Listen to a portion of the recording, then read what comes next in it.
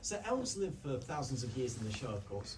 If you were friends with an elf who was thousands of years old, what would the first question you'd ask them be? Wow. First question I would ask an elf who's lived for 1,000 years. I think I would be curious about what life would have been like back then, because for me, I just actually yesterday went to the British Museum. I was looking at a ton of ancient art, and it got me thinking about Frieren, how she might have lived during that time when like this art and these artifacts existed. So I just would want to know about daily life, about culture, about society, what it was like to go out and have friends, because so much can change in that period of 1,000 years. So I think it would be interesting to know, what was life like back then? Is it different than how it is now? Yeah. I'd probably ask her, like, what's the meaning of life? No, I think that's actually a really good answer. Like, I'd be curious to know what life was like back then, like just the differences and like what we do today versus like what they did back then.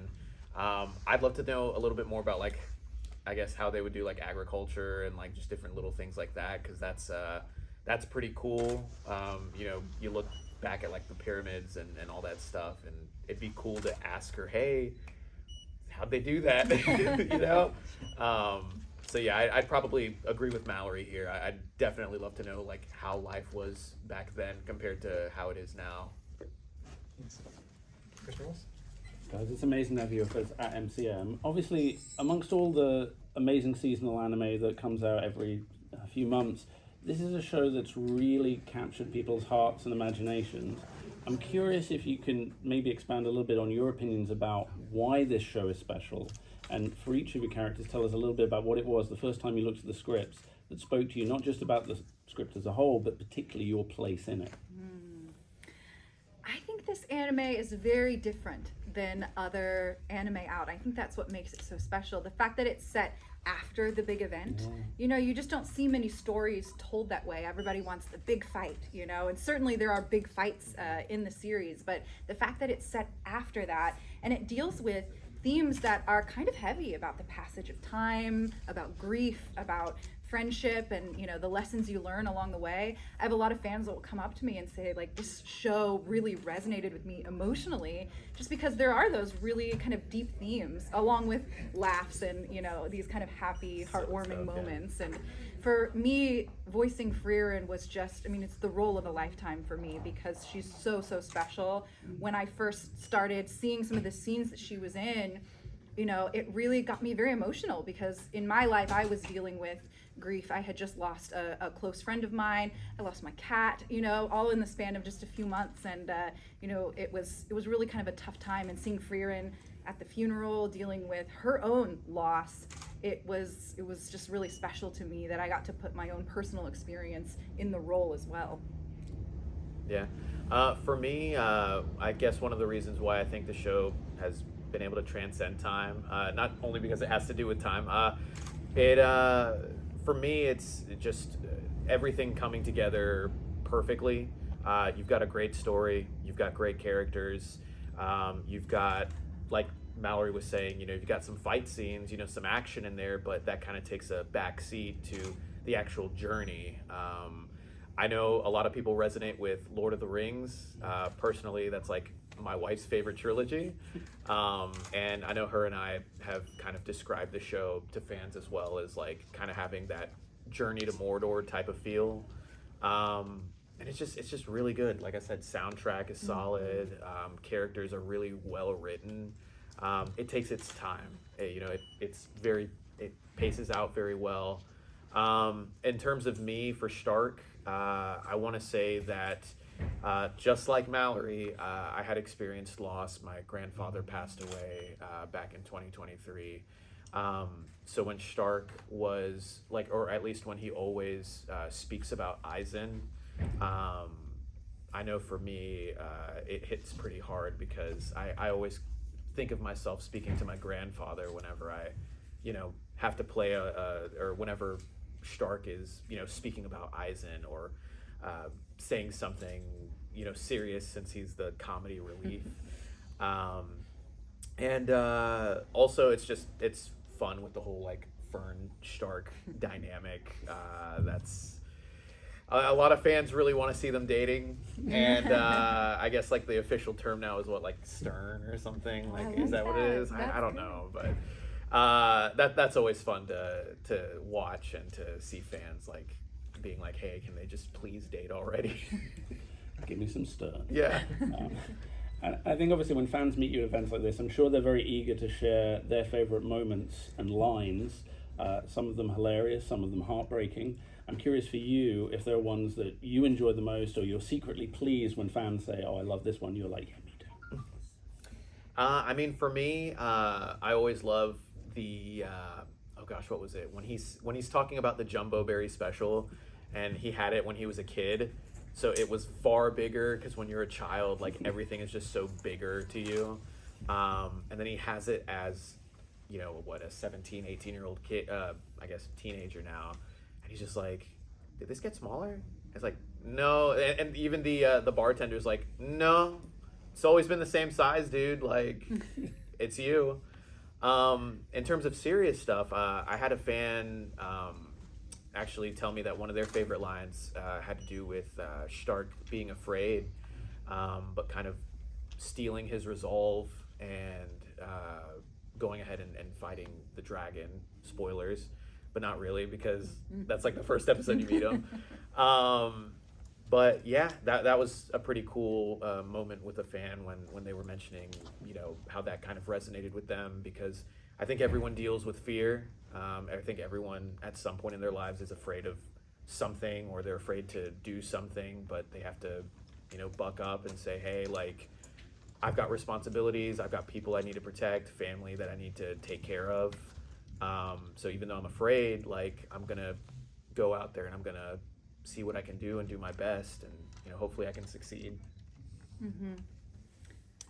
I think it was really interesting for me seeing the fans' reactions to the Aura line. If you'll recall that scene, that was a one-take line that we did, and I didn't expect the reaction on the internet that it got, and that was fantastic just to see people really respond to like the gravity and the weight of that moment and the way the line is delivered. But then there were also these moments where I didn't expect the reactions that I got. For instance, there is one part where Frieren is running towards a hoard of treasure, and there's this little yay in the background that you can just barely hear. And it was so fascinating to me that sort of went viral on the internet, of this little yay moment for Frieren, which I thought was really wonderful, because you've got this really serious kind of moment with Aura, and then this really light moment of levity with a hoard of treasure, and just seeing kind of the range that Frieren has when she's reacting to different things. I thought that was pretty cool to see those two lines become popular on the internet. I mean, talking about internet popularity, obviously anime memes are weird and wonderful. I'm curious what the best and worst for the show you've personally discovered. Oh wow, the memes for me for the show are half of the fun of the fandom.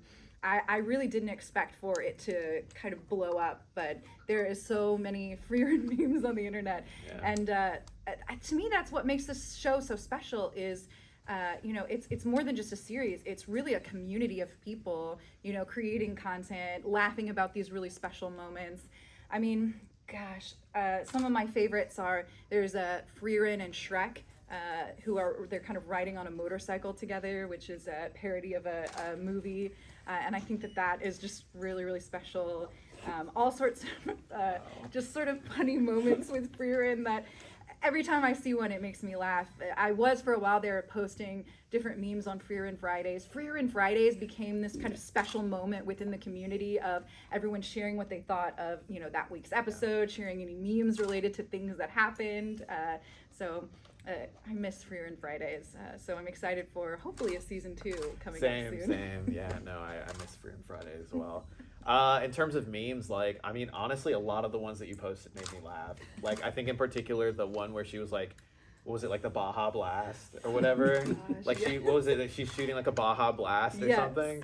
I thought that was really funny. And then, I don't know, there's so much stuff. Like, you'll have fans like sending you like little memes and stuff that'll kind of make you chuckle. I know my wife, she was looking for memes as well, and like she'd send them to me over Instagram or over Twitter or something like that, and I'd kind of crack up laughing. You know, I don't think I've seen really necessarily a bad one. Like at least personally, I haven't seen a bad one. some of the best ones I think are the moment where Frieren holds up the bottle to camera. That is so great just for how it can be parodied in so many scenarios. Of course, Frieren getting stuck in a mimic, classic, and that one also is pretty great. I actually saw a fan earlier today who had that on a shirt, which I said, I need that shirt. Wow, that's incredible. Yes. There's so many good ones though. I'm curious, do you have a go-to for a reaction shot? Is there a Frieren face that you use on a regular daily basis? Multiple. I would say Frieren crying is a pretty good one. Frieren at the funeral. So if there's a sad moment where we're sad that the series is over, we're sad about something, I see that one quite a bit. Also, Frieren smug face. That one is just classic, where that sort of half smile. Recently, I got to meet Big Frieren, which is a sort of a plushie that the community has embraced. It is just a giant Frieren plushie. So I met her at a Comic Con, which I thought was funny, and I sort of did the Frieren smug face as I was holding her because I was just so happy to see this amazing piece of merchandise that someone had made. It is so cool. She's very heavy too. She's very large. Okay. Yeah. Interesting. Yeah, no, I mean both of those are great faces. For Stark, just like anytime he's like screaming and like scared to death, I think that's funny. Whenever he was taken advantage of and his clothes were taken because he lost all his money in a bet, and he's just crying outside because he's like, I've lost everything, but he really hasn't. Just his clothes. I thought that was pretty funny. I would say like just a lot of Stark, like just being Stark, like I've had so many fans come up to me and they're like, he's someone that I would want as like a best friend. Like he's someone that I would want just to hang out with and chill because he's so relaxed, because he's really not, because he's scared of everything. But I think that's, and actually even going back to like the first question that you had asked, I think that's also one of the reasons why like people like the show so much is like the characters are super relatable, where they can say, hey, like, I see myself in this, I see myself in this character, or I see myself in like interacting with someone like this.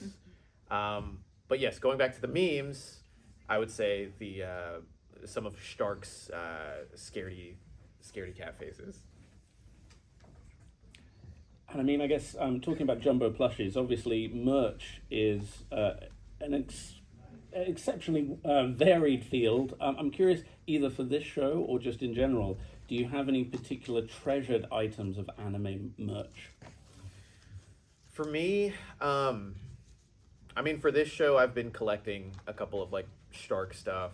A lot of fans have given me things, like they've given me drawings of, Stark that they've made, or they've given me like little trinkets. Someone made me like a really cool, because I think you got one too. It was like a little paper, not paper mache, but they like made it with paper. It was like origami almost, which I thought was really cool. And I keep those. I'm always thankful for those.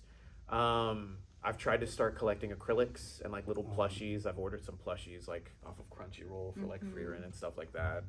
And then in terms of other shows, I've been actually collecting some like Blue Lock merchandise as well, because I'm also in that show and I help assist direct the show. And that was kind of a little bit of a community as well when we were recording for that. So I kind of took it upon myself when I went to Japan with my wife to snag as much Blue Lock merch as I could.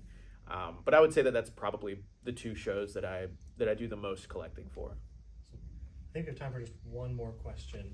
That's okay. Sure. Well, I guess, in terms of the future, we are very much hoping that we get a second season of Frieren. Assuming we do, what are you most excited about that? And whether we do or don't, what else do we have coming up? More Blue Lock, hopefully. What else have you guys got coming up? Ooh, I am so hopeful for a season 2 of Frieren because the journey is not over. I feel like it's just begun in many ways. And so I've read ahead in the manga just to see and make sure all my favorite characters are still alive and see what they're up to. And there's some great stories that have yet to be told. And so I am very hopeful that we get a season 2 sooner rather than later. I'm excited for a lot of new things coming up. Fairy Tale, we have 100 Years Quest that's coming up in July. They just announced July 7th as a premiere date. I play Yukino in Fairy Tale, so I'm super excited for that one. I've also got new seasons of Day Day Live. That time I got reincarnated as a slime. Mushoku Tensei, Jobless Reincarnation. So it's a great year for continuing series of anime, so I'm very grateful for that. Yeah. And then for me, obviously, Frieren season 2 is like something that I'm also looking forward to and hoping that it really happens. Crossing our fingers for Blue Lock season 2, like coming soon, hopefully. Windbreaker's been really fun. My character has breathed. So he has not, as of this recording, spoken yet. So I'm really excited to actually, step into that character's shoes. MF Ghost, the sequel to Initial D, they said in Japan that was going to have like a season 2 after the last episode aired. And I'm really, really hoping for Trapped in a Dating Sim season 2. They announced that on Christmas of 2022, and they have said nothing since then. So I'm like, I hope this isn't canceled, because I really like this show and it was really fun to work on, and it'd be fun to work on season 2 if we actually get one. But I would say that those are probably the shows for me that I'm looking forward to the most. Amazing. Sorry, do you have time for one last question? Oh, yeah. I'll give it to you. That's okay. Jess, is that possible to do your say your favorite line from the? Just Sure, yes. All right. Well, my favorite line, of course, it has to be, Ara, kill yourself. And for me, it would be a jumbo berry special. Did this used to be bigger? That sounds delicious. I'm getting hungry. Let's go get one now. Okay, it's okay. Let's go get one now. Get out of here.